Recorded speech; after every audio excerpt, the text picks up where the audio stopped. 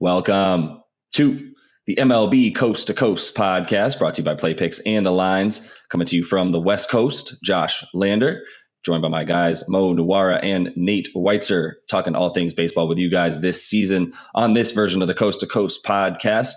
We are going to be looking at some games here for you guys on this Friday night slate. Making clear to you guys, we're not able to necessarily bring you those morning if you're on the West Coast or afternoon games necessarily, but we do have plenty to choose from in tonight's slate here. Make sure you are liked and subscribed to that page so you can make sure you continue to follow along on all these videos that we will be bringing you throughout the weekday, throughout this MLB season. And as always, if you do still need a FanDuel or a DraftKings account, head to ftpicks.com or dkpicks.com. Find those listings in your area, such as what we've got for tonight. Nate, let's jump into it. Yes, sir. We got two early games. We got the Diamondbacks at your Mets, Josh. The Mets are minus 225 with Bassett going. Then the Twins at the Red Sox. It's a toss-up there, but the Red Sox have been hitting the cover off the ball. Then we go to the night games. We got Nats at Pirates in a toss-up. Zach Eflin and the Phillies are in a toss-up at the Marlins. Jordan Montgomery and the Yankees minus 210 at Baltimore. The Athletics plus 180 at the Blue Jays, who are throwing Ross Stripling. Interesting matchup. The Rays are plus 126 at the White Sox, who are throwing Dylan Cease. It's Drew Rasmussen going for the Rays, but as we know, they will quickly go to that long bullpen. Carlos Rodon looking to follow up his stellar debut with the Giants as he goes to Cleveland. That's a minus 154 line for San Francisco. Cardinals plus 134 at the Brewers. Tigers plus 115 at Royals. The Cubs in a toss-up with the Rockies. Two interesting pitchers there with Stroman and German Marquez. And then Braves toss-up at the Padres. Astros minus 125 at Seattle. And then the Reds line has disappeared right now as they are getting their tails handed to them right now by the Dodgers. As we speak, I'm sure they will be big underdogs again. Tony Gosselin going for the Dodgers. So all those lines, lots of games to choose from. Mo, what do you like?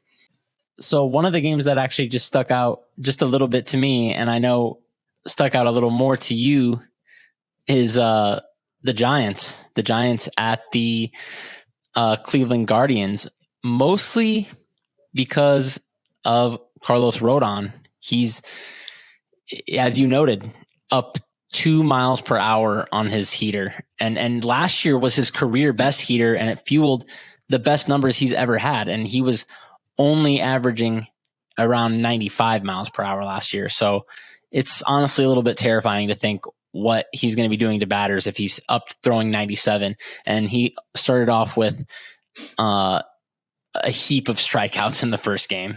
So we know how good his slider is, how it fuels all the swinging strikes he gets. And yeah, if he's throwing this hard, I think he's probably one of the most underprojected pitchers by the computers, to be honest.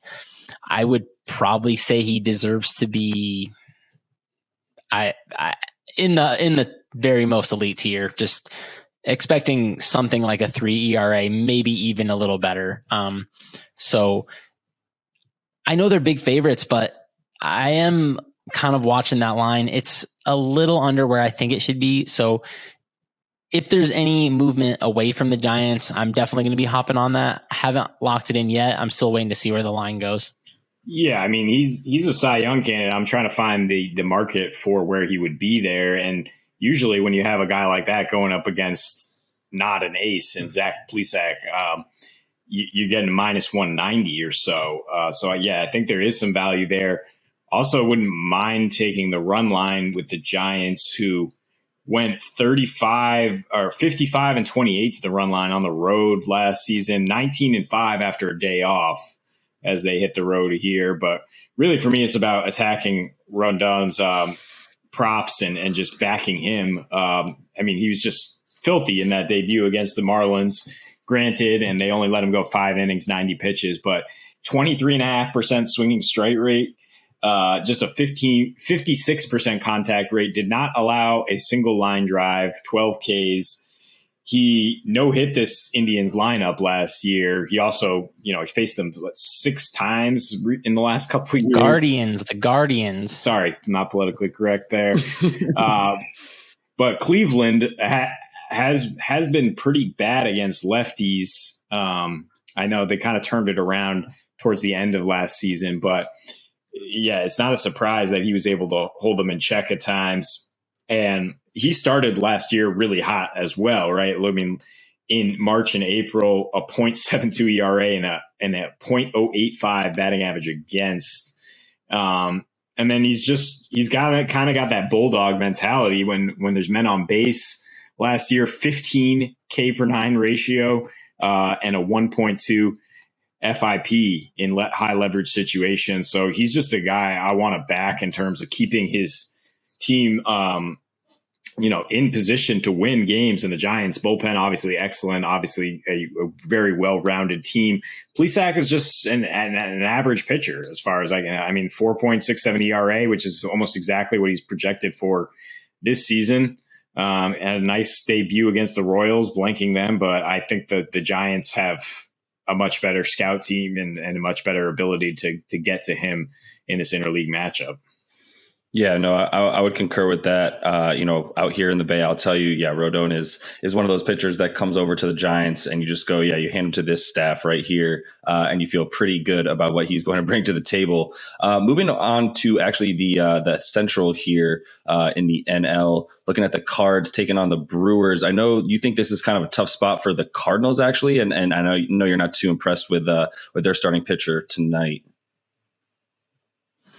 Yeah, it's definitely a tough spot. Miles Michaelis, I watched his first start because I think I had the Cardinals in his first start. He didn't look too good. Just living in the zone way too much, allowing too much contact. I'm hoping that was something he can kind of get over. I don't have very high expectations for him, but his contact management style should be pretty good on this team because their defense is so elite and he does get a lot of grounders. And that's where I do kind of think this is a decent spot to try to back him after a tough showing. Milwaukee hits a lot of grounders so far. Last year, they were just a little bit in the top half of the league. So far this year, they're 4th in ground ball rate. I think that should help Michaelis' stuff play up a little better than it actually is. The Cardinals just have a much better offense.